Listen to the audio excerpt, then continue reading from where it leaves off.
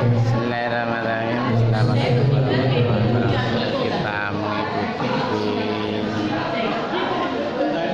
pengarahan dari Basnas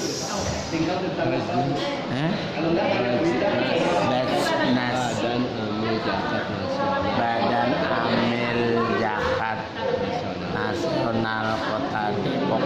Kita ikutin yuk. Bismillahirrahmanirrahim. Wassalatu wassalamu ala Rasulillah wa ala alihi washabihi wa mawala wa ba'du. Langsung saja yang sama-sama kami hormati seluruh dewan guru dan yang paling khusus adalah kepala sekolah yang terhormat Bapak Kakak dari Sultan SPDM disebutkan satu persatu namun tidak. Sama-sama kami hormati pula tamu kita dari Basnas Kota Depok untuk menyampaikan sosialisasi dan bimbingan teknis terkait tata kelola unit pengumpul zakat atau UPZ di UPZ. Langsung saja mari kita mulai dengan membaca basmalah bersama-sama. Bismillahirrahmanirrahim. Untuk mengefisiensikan waktu, yang terhormat Bapak Ustadz Heri Pratomo SPI untuk menyampaikan materi terkait sosialisasi dan bimbingan teknis tata kelola unit pengumpul zakat.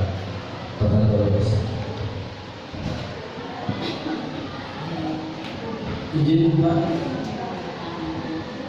biasanya ada sambutan kepala sekolah ya, langsung 19 pakai peci, kemudian lanjut ada kipas angin, uangan dari yang panas, biar harta menjadi suci.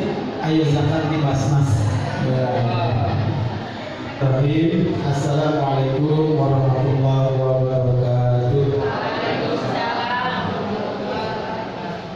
Alhamdulillahirabbil alamin wassalatu wassalamu ala asrofil anbiya'i wal mursalin wa ala alihi washabbihi ajma'in.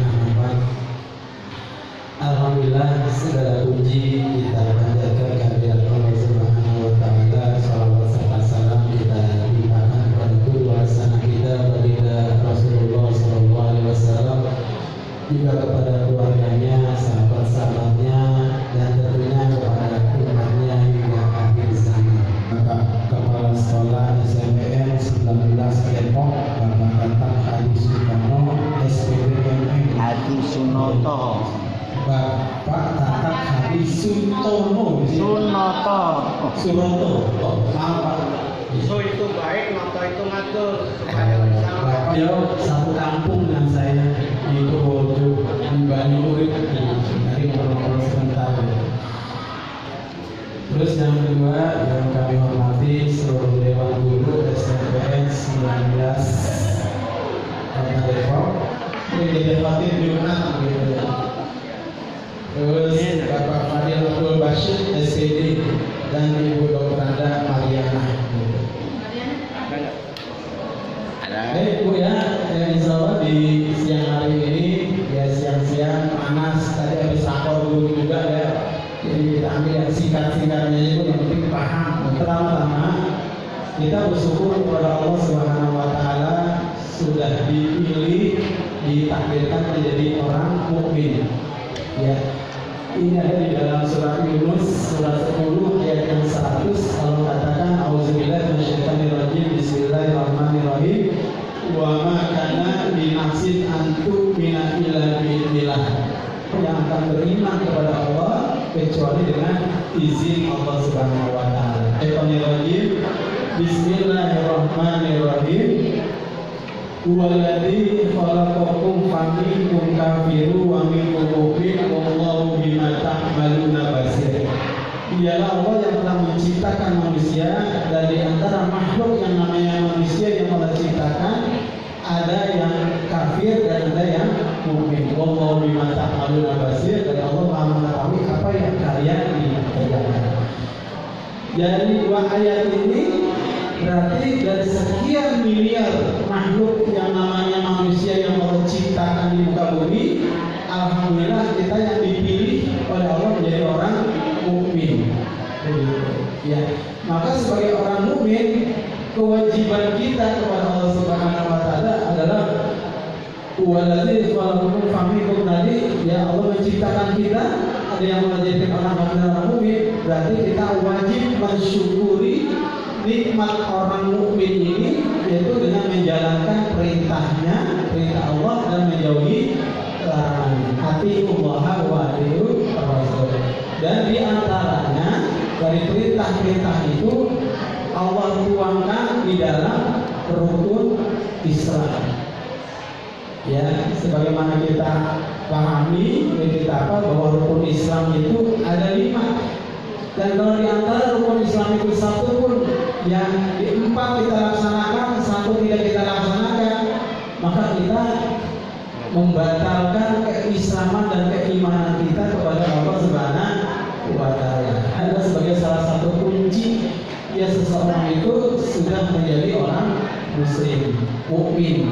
Ya, karena ini salah satu bentuk qasam janji kita kepada Allah Subhanahu wa Ta'ala dengan syahadat ini, bahwa kita mengakui tidak ada Tuhan, tidak ada ilah yang berhak disembah kecuali hanya Allah, dan kita mengakui bahwa Nabi Muhammad SAW adalah utusan Allah Subhanahu wa Ta'ala. Ini syahadat kita, persaksian kita kepada Allah.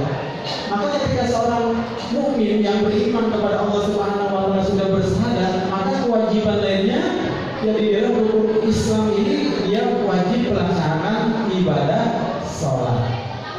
Ya Bu, ya Pak ya.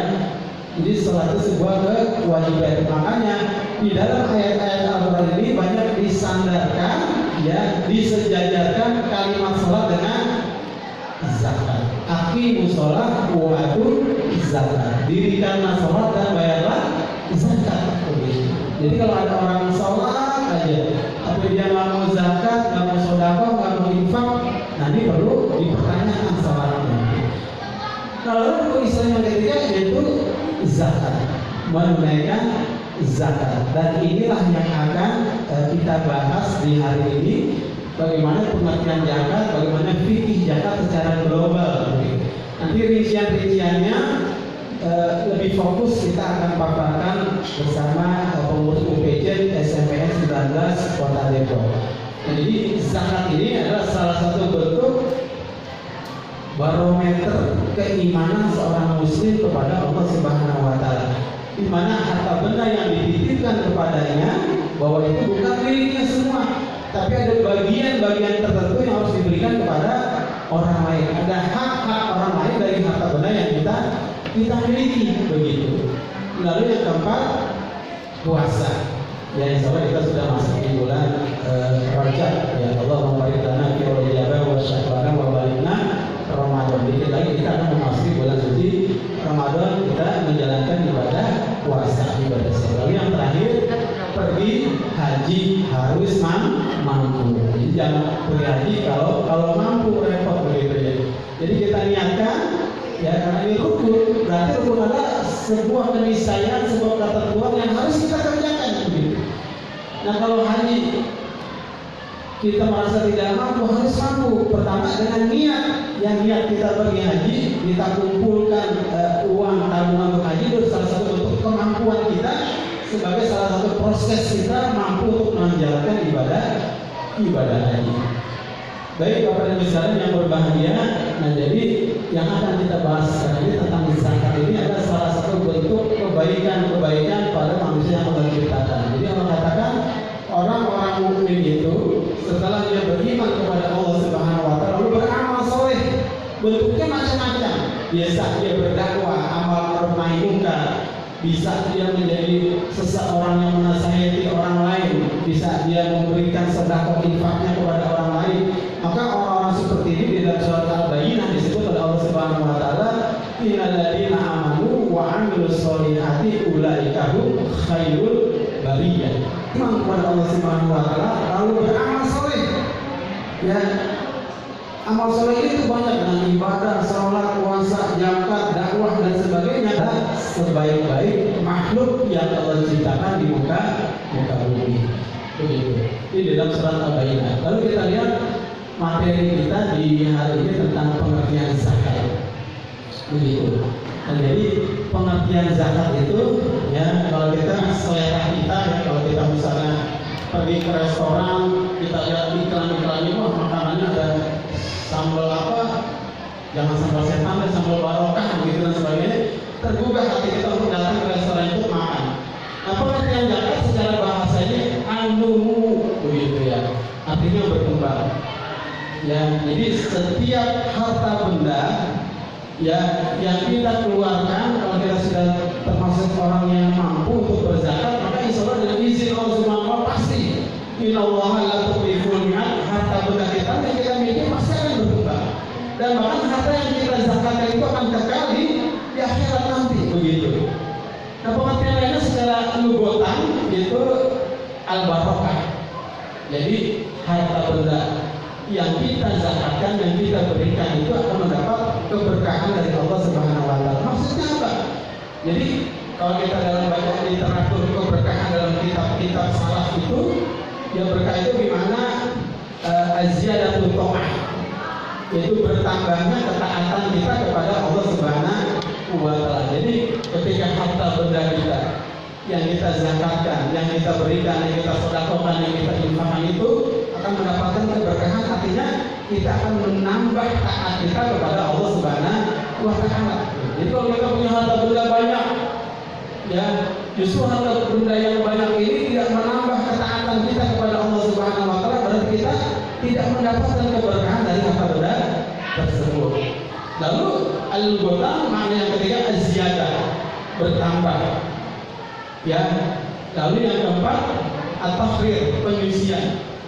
Nah, makanya tadi saya sampaikan ada pantun, kalau memang harta kita ingin bersih, ingin suci, ya kita zakatkan untuk membersihkan harta benda kita. Begitu. Lalu secara istilahan, ya secara istilahan makna zakat apa?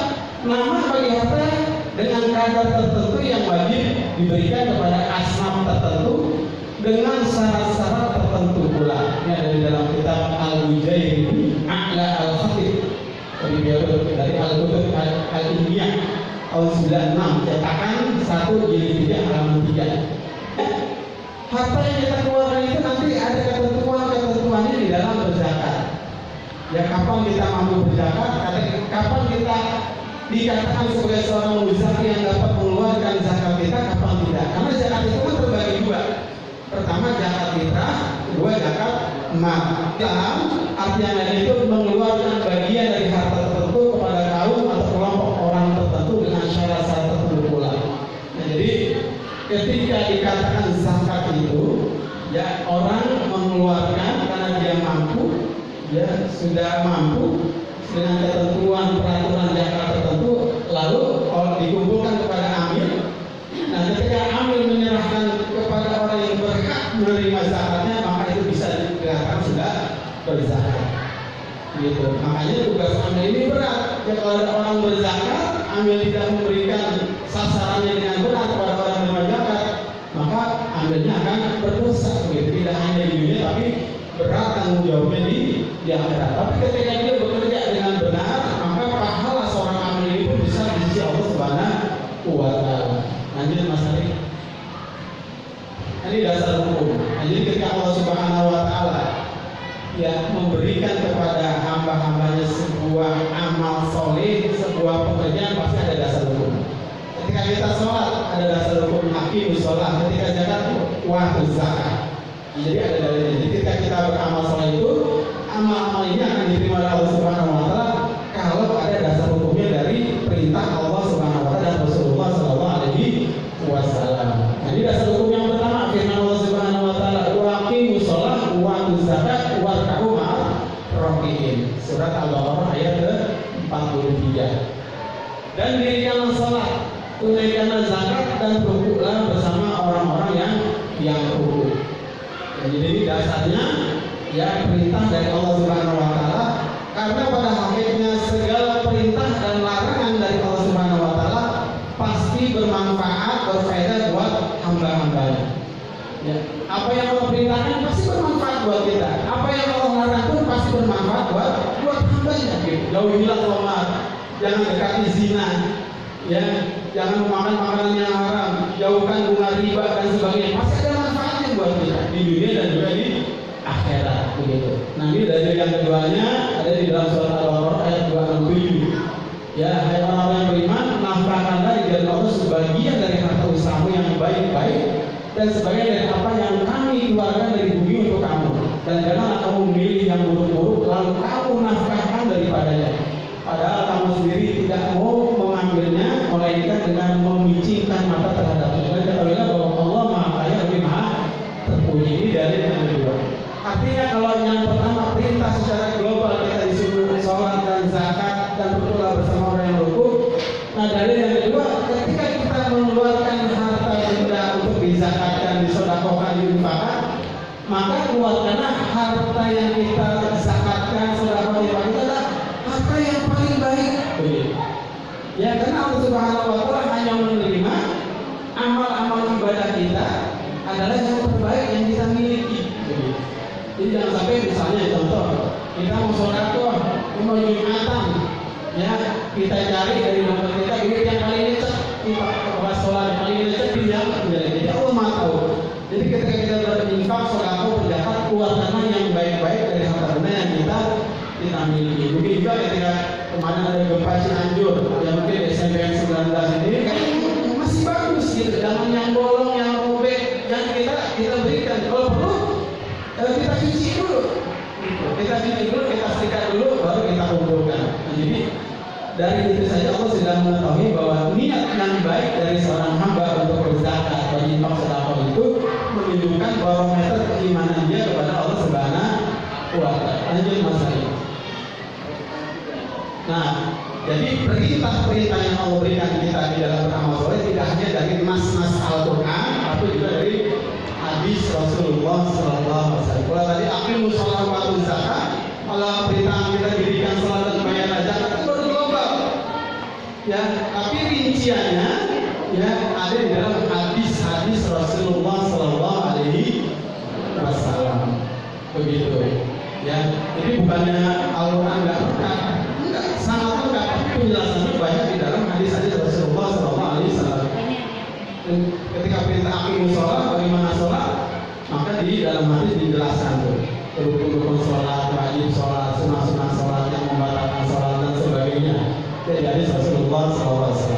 Nah dalam hadis Rasulullah SAW, ya di antaranya ya dari Abu Hurairah radhiyallahu anhu telah bersabda Rasulullah SAW, tidak ada dari pemilik emas yang tidak menunaikan hak zakatnya kecuali emas dan perak itu baginya pada hari kiamat dijadikan lempengan besi besar yang dipanaskan. Hadis riwayat Bukhari. Ini adalah peringatan.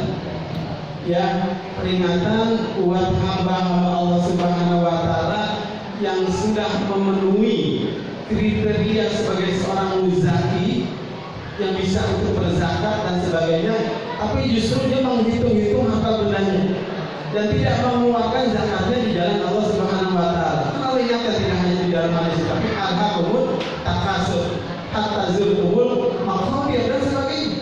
Jadi dalam itu jelaskan ini. Nah ini jadi ancaman, ya motivasi dari Rasulullah SAW bahwa harta benda yang kita keluarkan itu justru akan berkembang, akan berkah, ya akan mendapatkan kebaikan-kebaikan yang banyak di dalam kehidupan kita. Bukan harta benda yang kita keluarkan itu menjadi amal pemberat kita di hari kiamat kelak begitu.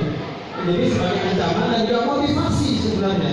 Ya kita berpikir kembali, ya padahal semua yang Allah berikan kepada kita ini kesenangan, kebahagiaan.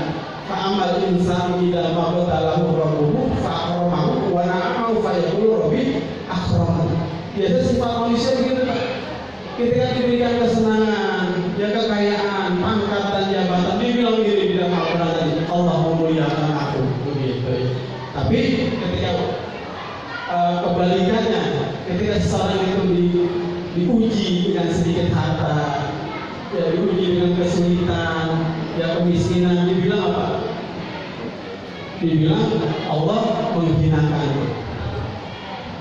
Ya, jadi sifat manusia itu begitu, sering berkeluh kesah begitu, membohongi Allah Subhanahu wa Ta'ala.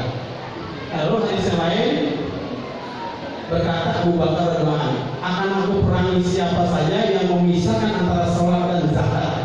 Demi Allah, kalau mereka tidak mau membayar zakat padaku, seekor kambing kecil saja yang dahulunya mereka membayarnya kepada Rasulullah SAW, maka pasti mereka akan aku perangi. Nah ini asbabul wudhunya. Ketika baginda Rasulullah SAW sudah diwafatkan di pengadilan Allah Subhanahu wa Ta'ala, lalu diangkatlah Abu Bakar oleh para sahabat sebagai khalifah yang pertama. Jadi ternyata ada beberapa orang, beberapa kabilah setelah Rasulullah wafat itu nggak mau lagi bayar zakat, begitu. Karena udah nggak ada nabi, buat apa bayar zakat dipimpin oleh seorang khalifah? Di dalam syiarnya begitu. Nah akhirnya Abu Bakar As-Siddiq, seorang sahabat yang terkenal, orang yang sangat lembut, ya orang yang sangat ramah. Bahkan Abu Bakar itu sering menangis ya ketika membaca ayat-ayat Al-Quran. Tapi ketika ada ya satu golongan, satu kaum, ya satu kabilah yang menentang rukun Islam ini,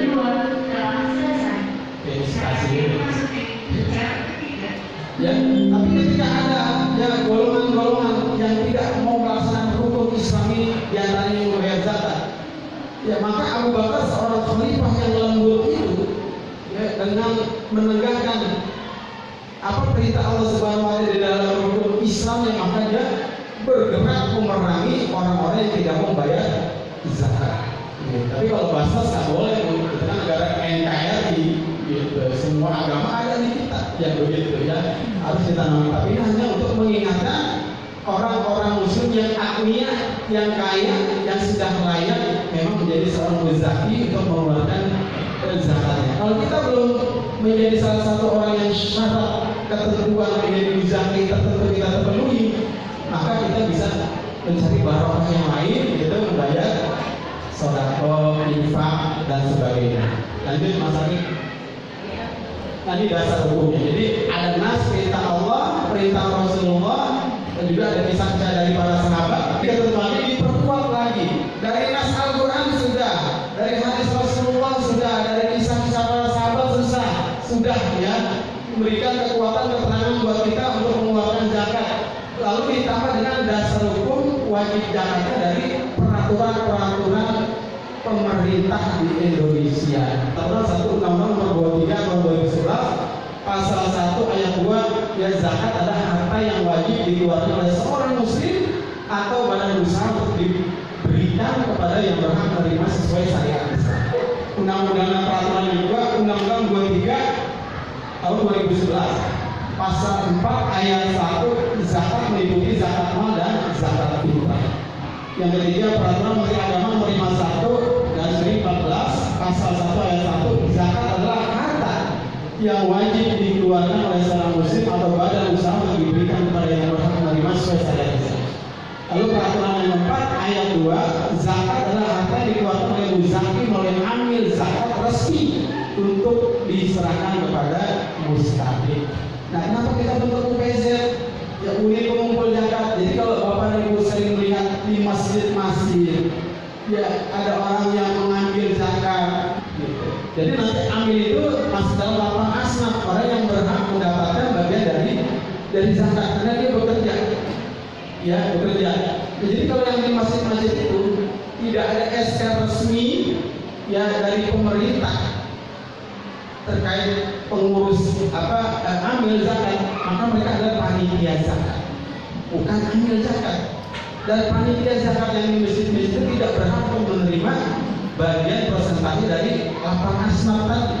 Nah, kalau panitia zakat ini mendapatkan jasa dari meluangkan waktu kerjanya, itu bisa diberikan dari dewan pengurus masjidnya, begitu. Jadi seperti nanti SK yang akan kita berikan kepada UPZ, unit pengumpul zakat SMPN 19 itu, bahkan mengetahuinya ada wali kota Depok, pemerintah kota. Jadi kita resmi, begitu. Lanjut Mas Ali. Nah, syarat wajib zakat ini mungkin sudah paham semua nih Ustaz ya. Dan itu adalah beragama Islam. Lalu merdeka, maksudnya merdeka apa sih? Ya harta benda itu memang dikuasai semuanya oleh dirinya, bukan harta hutang dan sebagainya ya. Lalu yang ketiga berakal dan balik, itu dijelaskan. Lalu yang keempat memiliki nisab, yang nanti akan dijelaskan di materi-materi berikutnya. Lanjut Mas Ali. Oke, lanjut. Nah ini yang disebut dengan amil ini. Langsung ke terjemahannya ini, nah disebut dengan amil. Ya, atasnya. Yang atas. Nah ini bukan ambil tadi. Nah ini yang tadi saya katakan yang ambil, ya nanti SKUPZ itu ya yang nama-namanya tertera, yang 4 orang itu sebagai pengurus UPZ SMN SMPN 19 Depok itu disebut ambil. Mereka sudah mendapatkan SK dan mereka sudah bisa berhak yang menerima zakat dan menyalurkan zakat.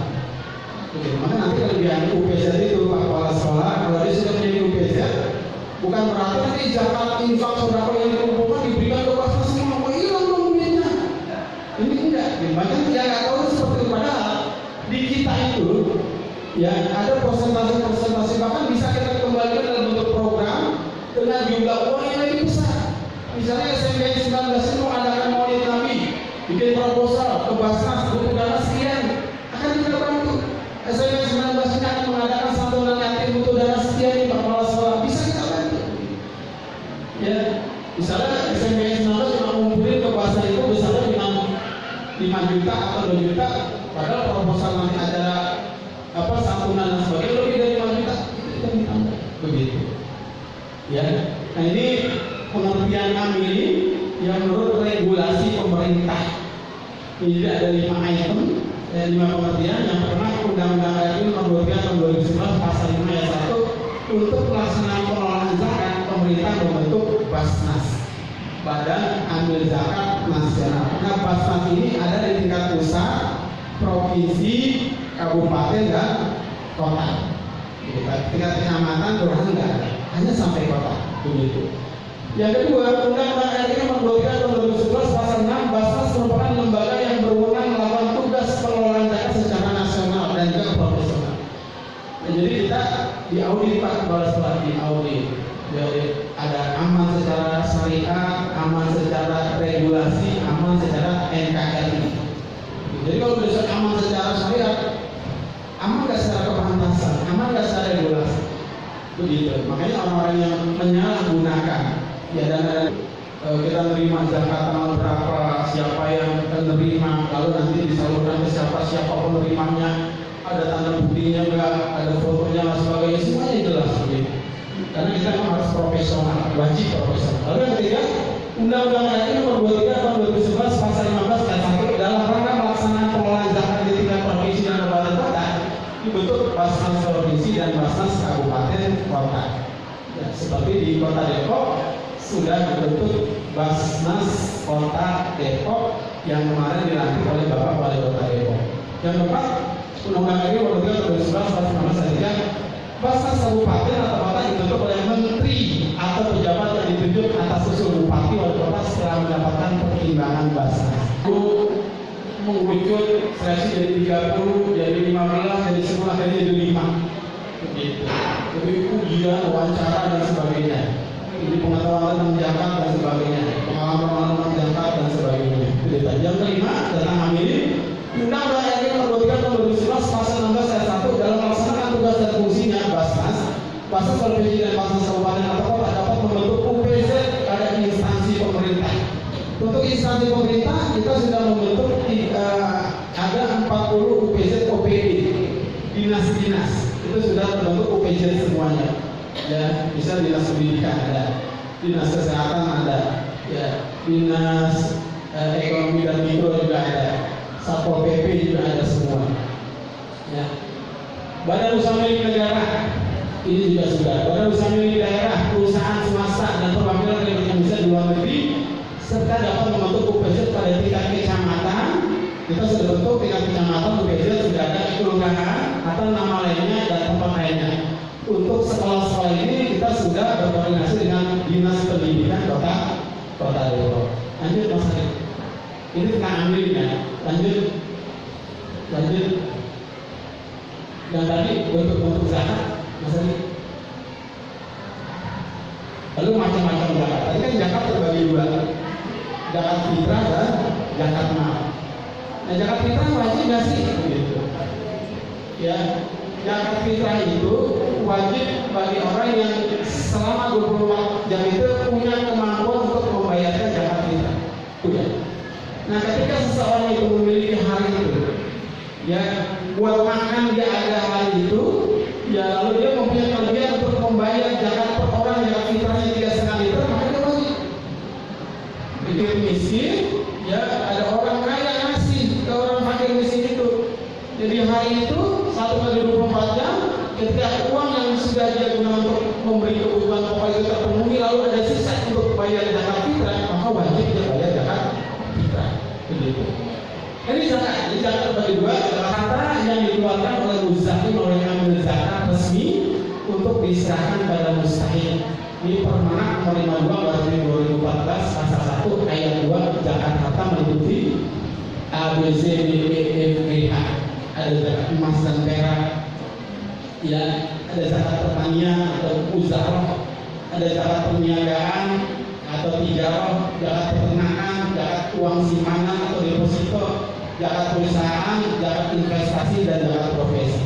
Nah, penjelasan ini banyak Bu, kalau mau belajar, ya ada bukunya, bahkan di YouTube pun sudah banyak. Bagaimana cara kita menghitung zakat emas, bagaimana kita menghitung zakat perak, bagaimana kita menghitung zakat pertanian, ya lalu gitu. Jadi kalau seseorang sudah beternak kambing itu, misal sudah 40, sebelum 40 dipotong satu kan, diumbar, bukan ditaruh di kandang. Jelas nggak Bu? Jadi zakat yang dimangun gitu, di lapangan luas itu, kayak di NTT itu sapi dan sebagainya. Nah itu yang kena zakat. Tapi kalau sekarang ini orang ternak sapi, ternak kambing itu di kandang, kita yang kasih makan, maka dia tidak terkena zakat peternakan, tapi jatuh pada zakat tijarah. Yang pertama zakat emas dan perak. Ya, ada emas dan perak hampir mirip gitu. Nisabnya zakat perak adalah 595 gram haul selama 1 tahun. Kadar yang wajib dikeluarkan zakatnya sama semua 2,5%. Cara penghitungan sama dengan penghitungan zakat emas. Nanti sebelumnya zakat emas. Lanjut Mas Ali. Ya, jadi zakat emas. Dari Amir bin Suhaib dari Nabi SAW bahwa beliau bersabda tidak ada zakat pada kontak yang kurang dari 5 ekor. Dan tidak ada emas yang kurang dari 20 miskol, dan tidak ada zakat pada perak yang kurang dari 200 dirham. Abu Ubaid. Jadi nisab zakat emas itu 85 gram emas haul selama 1 tahun. Kadar yang wajib dikeluarkan zakat 25%. Perhiasan yang wajib dikeluarkan zakat adalah perhiasan yang disimpan dan tidak dipakai. Ya, gelang, kalung itu tidak dijakatkan, tapi yang disimpan. Sekarang lagi model nih, ya berbentuk zakat kempengan gitu. Zakat batangan itulah yang terkena zakat. Walaupun dalam beberapa mazhab lain untuk memberi keberkahan, ya keselamatan, ada juga yang menzakatkan harta perhiasan yang dia pakai. Invasi untuk kembali menghitung harta benda kita. Ya. Orang yang disebut sebagai muzaki dari harta kekayaan yang sudah kita miliki. Jadi nanti hitungannya, misalnya gaji kita sebagai seorang guru sudah saatnya di dalam Allah SWT sebanyak 2,5%. Mungkin itu saja terkait masalah fikih zakat. Nanti mungkin ada sedikit tanya jawab kalau yang kurang jelas. Mungkin terkait masalah tata kelola UPZ, Mas Ali UPZ-nya. Baik, sedikit mungkin untuk pengurus UPZ, ya sebenarnya tugas UPZ ini tadi masih tugas UPZ pada institusi yang bersangkutan, begitu di sekolah, institusi dinas, swasta dan sebagainya. Dua, apabila diperlukan UPZ dapat melaksanakan tugas pembantuan pendistribusian dan penyaluran zakat pada saat penggunaan dari pasar tadi. Jadi zakat-zakat yang dikumpulkan oleh UPZ ini boleh tanpa disalurkan sendiri, gitu. Tapi tetap ada laporannya ke Basnas, gitu. Ya. Lalu fungsinya apa? Satu, sosialisasi dan edukasi zakat pada masing-masing institusi yang menaungi UPZ. Seperti sekarang ini, ya kita datang ke sini, ada juga pengumpulan zakat pada masing-masing institusi yang menaungi UPZ.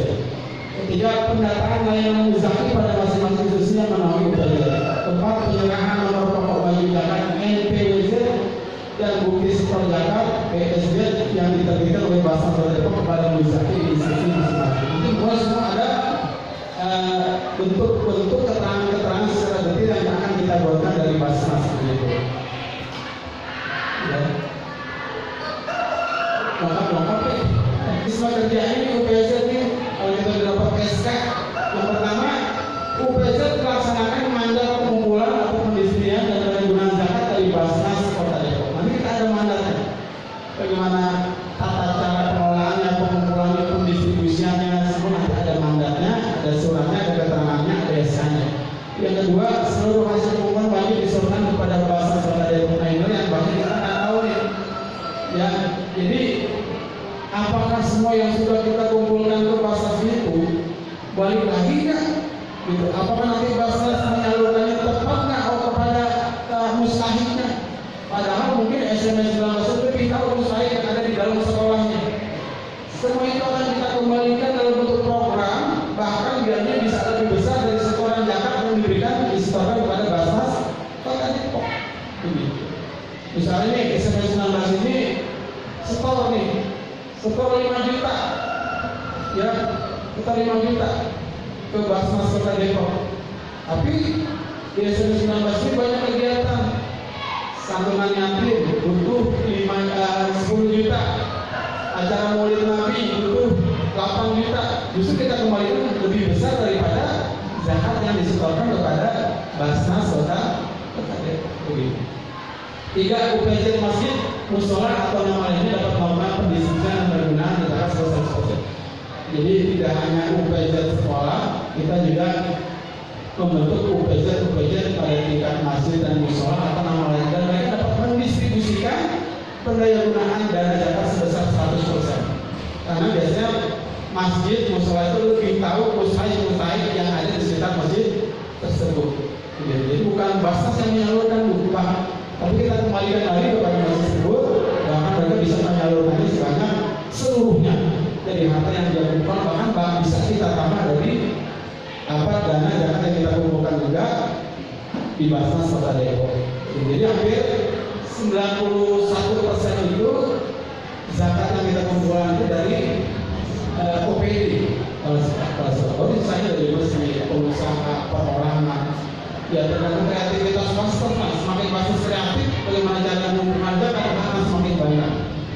Begitu. Lalu yang keempat, dana zakat untuk pendistribusian dan pendayagunaan disalurkan oleh UPZ paling lambat 5 hari setelah dana diterima oleh Basnas. Jadi ketentuannya. Jadi jangan cepat-cepat baru disetor, minta lagi begitu. Jadi ketentuannya. Jadi dana zakat apa UPZ 19 nih, ya udah nyetor zakat. Semua distribusi ini, mendayagunakan menyalurkannya nih. Maka kita tunggu 5 hari dulu. Lanjut Mas. Mekanisme udah tadi. Ya, form ini nanti ada caranya, bagaimana cara pengisiannya. Ini penyaluran zakat gitu. Ya, bagaimana form ini nanti dibagikan oleh calon muzaki atau munfik, ya orang yang baru menjadi muzaki sebagai komitmen untuk berzakat infak oleh UPZ Kota Depok. Sudah masih ada?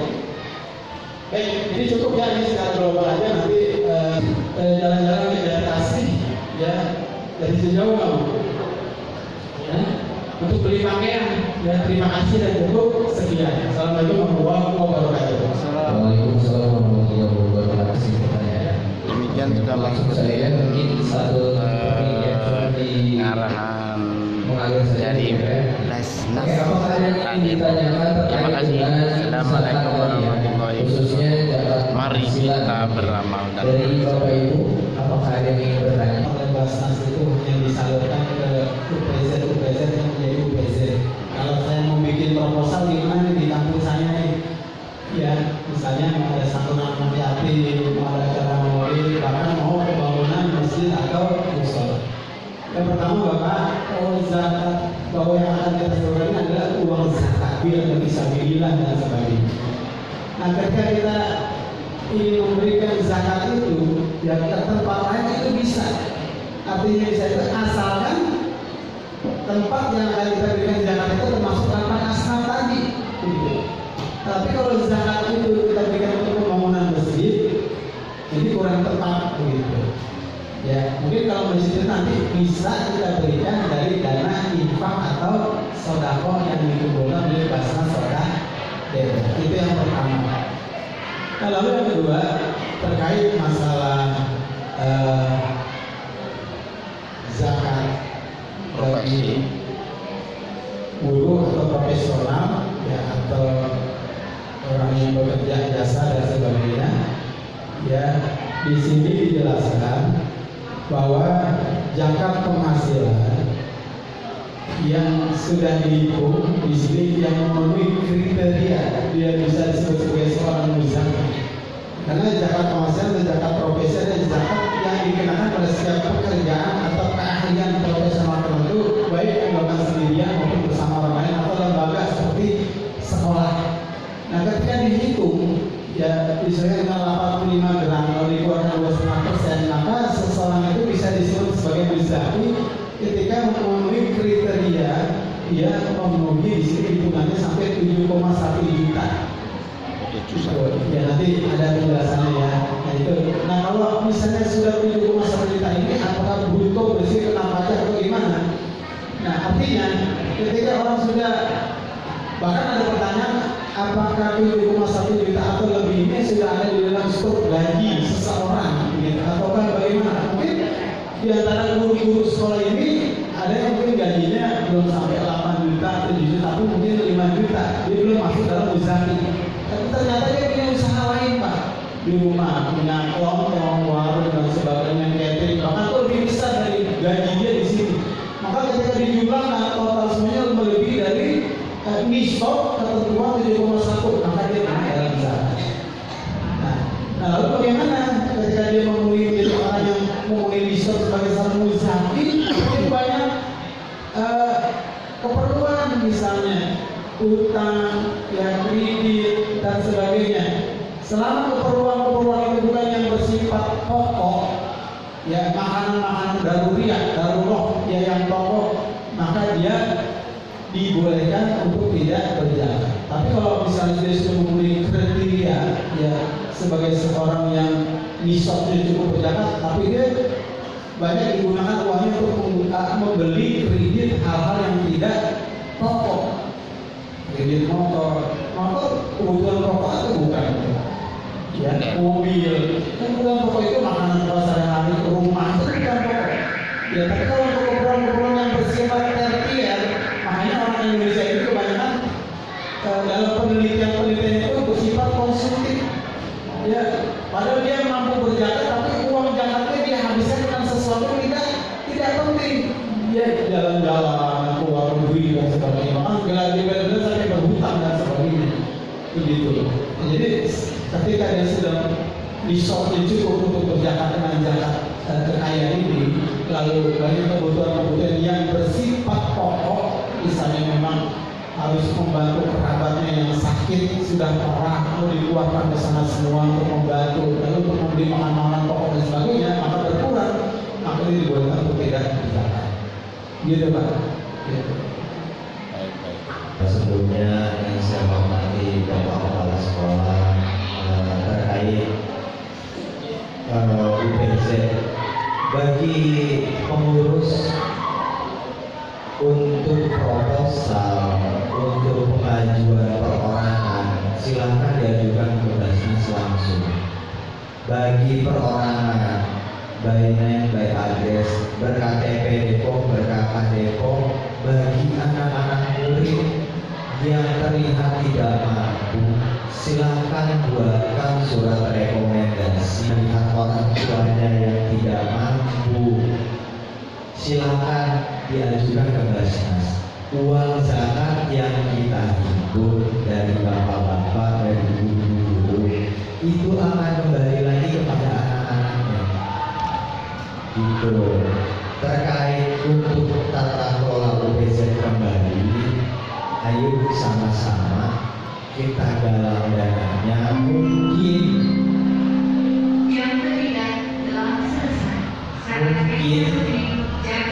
di sini ada infak Jumat, mau seminggu sekali, seminggu 2 kali, atau mungkin per 2 minggu sekali, atau mungkin sebulan sekali mau dikumpulkan. Nanti uang infaknya bisa buat PHBI, mau ada acara maulid, mau ada acara Isra Mi'raj, ada lebaran yatim, Muharram, monggo silakan dibuatkan jadi proposal. Proposal itu nantinya akan digunakan untuk UPZ kembali. Ada di masyarakat, sekolah tetap Itu paling dari saya. Terima kasih. Ditetap dengan adil bagi mereka yang diluaskan rezeki. Ini ada dua kata dua. Mereka yang diluaskan rezekinya, ya, jadi dihitung 2,5% membayar zakat sebesar 2,5% dikali 10 juta cuma 250.000 per bulan. Nah, tapi metode kedua itu untuk menjaga keadilan di dalam kita berzakat. Zakat dihitung 2,5% dari gaji setelah dipotong dengan kebutuhan pokok. Pokok ya. Ya, metode ini lebih adil diterapkan bagi mereka yang berpenghasilan pas-pasan begitu. Ya, contohnya seseorang dengan penghasilan per bulan 7 juta dengan pengeluaran untuk kebutuhan pokoknya 2.500.000 per bulan itu untuk kebutuhan pokok. Maka Jakarta sebesar 2,5% yaitu 7 juta dikurang 2,5%. Dikurang 2.500.000 dikali 2,5%. Itu yang harus kita jaga. Jadi nggak besar, 10 jutanya hanya 250.000 per bulan. Ya, terima kasih. Terima kasih, demikian sudah mengikuti kegiatan Bapak Ibu, apakah ada yang masih ingin bertanya atau cukup saja? bersama basis Nasnas Izin Pak Ustaz, Salam. yang kami banggakan perlu dibedakan sedikit. Bedanya sebenarnya tipis, telah disosialisasikan dengan dasar sumber sesuai dengan keyakinan ataupun agama kita. Kalau kita tangkap mungkin secara gamblang lah, semua yang Muslim sudah belajar dari TK, SD, SMP, apalagi ibu bapak sudah puluhan tahun. Tua sih belum, kalau kata bulunya, cuman sudah berkumpul lah. Pajak dasarnya jelas, baik dari 2,5% kebutuhan pokok ataupun dari bruto gaji kotor 2,5% itu.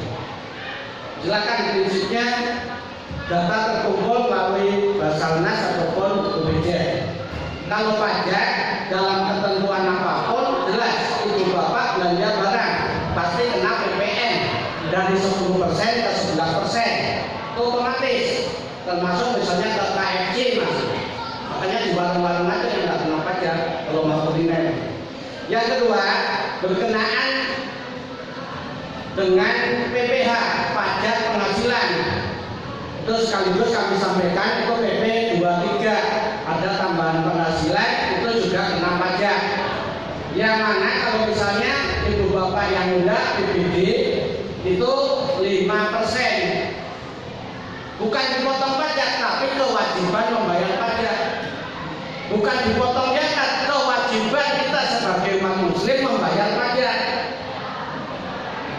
Sebanyak-banyaknya banyak zakat, sebanyak-banyaknya kita bayar pajak, berarti minimalnya yang golongan 4 itu kan paling 15%. 85%-nya sudah bagian daripada harta kita ataupun penghasilan kita.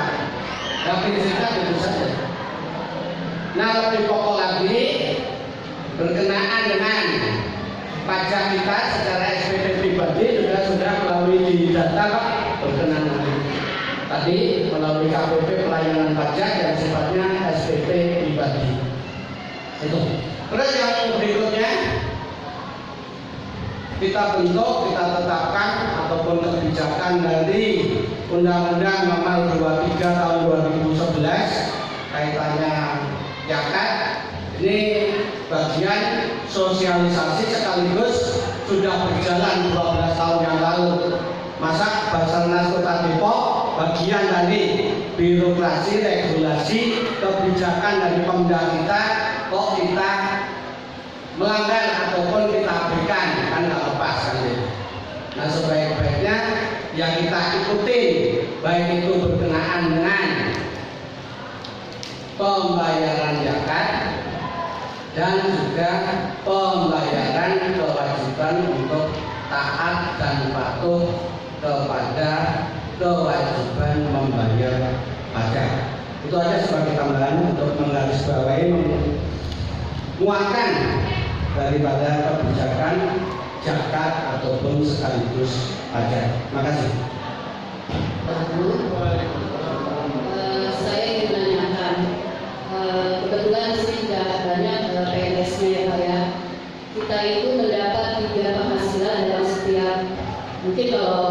sertifikasi memang dari 3 bulan ya Pak ya. Kita dapat 3 penghasilan. Yang pertama adalah gaji setiap awal bulan, kemudian pertengahan bulan kita dapat tunjangan daerah atau ekstra istilahnya. Kemudian setiap 14 kali kita mendapat tunjangan sertifikasi.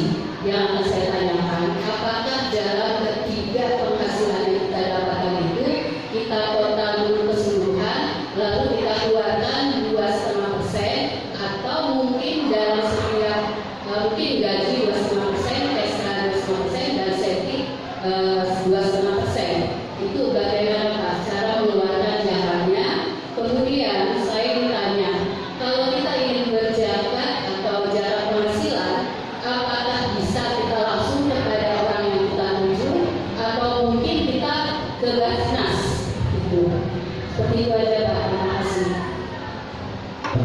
Baik Bu, alhamdulillah Bu, penghasilannya banyak Bu ya, 3 lubang gitu. Jadi Baru 3 ketentuan lubang. konkretnya ya hitung-hitungan ini harta memenuhi nisab 85 gram emas. Maka seseorang yang sudah mempunyai nisab 85 gram itu wajib 2,5% zakatnya dikeluarkan. Nah kalau kita hitung-hitung di dalam gaji ya, seorang nanti sebulan dia mempunyai penghasilan entah dari mana saja, kayak tadi itu ada tiga tempat gitu ya, lalu memenuhi nisab 85 gram ya, dan terhitung sampai memenuhi 7,1 juta, maka itu wajib sudah mengeluarkan zakatnya. Misalnya kalau dihitung saya mengumpulkan tadi ya sebanyak 10 juta ternyata dari 3 lubang tadi. Yang gaji di awal, kalau sertifikasi, tunjangan ini semuanya total 10 juta gitu. Makanya sudah memenuhi nisab 85 gram emas, maka wajib dikeluarkan 2,5%-nya. Berarti itu per bulan itu mengeluarkan 10 juta dikali 2,5%, ya berarti ibu untuk mengeluarkan per bulan itu 250.000 saja untuk membersihkan harta benda yang ibu dapatkan, ibu peroleh dari Allah Subhanahu wa Ta'ala. Begitu. Yang dimaksud itu boleh langsung kasihkan orang. Oh ya, yang kedua. Nah, makanya fungsinya itu untuk Basnas ini Bu. Ya. Kemarin kita juga mengunjungi salah seorang pengusaha namanya Bapak Ahmad Safi'i di Sawangan. Dia punya usaha bakpi karya. Enggak ada yang pernah dengar Bu. Nah, akhirnya kita bersama, kita silaturahim, akhirnya beliau mau menjadi UPJ kita juga. Nah, jadi apa yang beliau salurkan nanti ketika beliau ingin mengadakan acara santunan, acara apapun itu kita kembalikan ibu. Dan beliau yang berikan sama seperti sebelum beliau menjadi UPZ Basnas Kota Depok. Jadi untuk lebih baiknya Bu, sebaiknya zakat yang kita berikan, zakat yang 250.000 itu lebih bagus ya kita berikan salurkan ke Basnas begitu. Nah, nanti itu memenuhi regulasi yang harus diperlukan oleh ketentuan Al-Quran, hadis dan juga peraturan perundang-undangan dari pemerintah begitu ya, dari kata resmi. Dan nanti kita kalau ibu ada di sekitar ibu ya, orang yang benar-benar membutuhkan ya, bantuan dan sebagainya, itu bisa telepon Basnas Bu, bisa nanti ibu yang memberikan pun bisa. Jadi di Basnas itu kita sudah membantu anak-anak yang putus sekolah, anak-anak yang ada beberapa raportnya ditahan, terus juga membantu hampir 800 juta itu BPJS kesehatan yang kelas 3 sedepok Pak. Itu yang kelas tunggakan sudah kita bantu hampir 800 juta. Kita kerjasama dengan rumah sakit yang ada daerah di Kota Depok begitu. Bahkan terhadap orang-orang yang Demikian sudah mengikuti sosialisasi Basnas Kota Depok. Semoga kita tetap beriman dan adalah secara simbolis.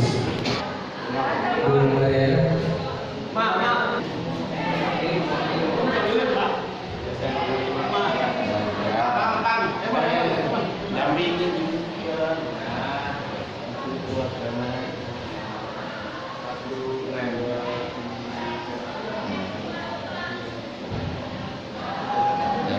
penyerahan Basnas Kota Depok ke SMP Negeri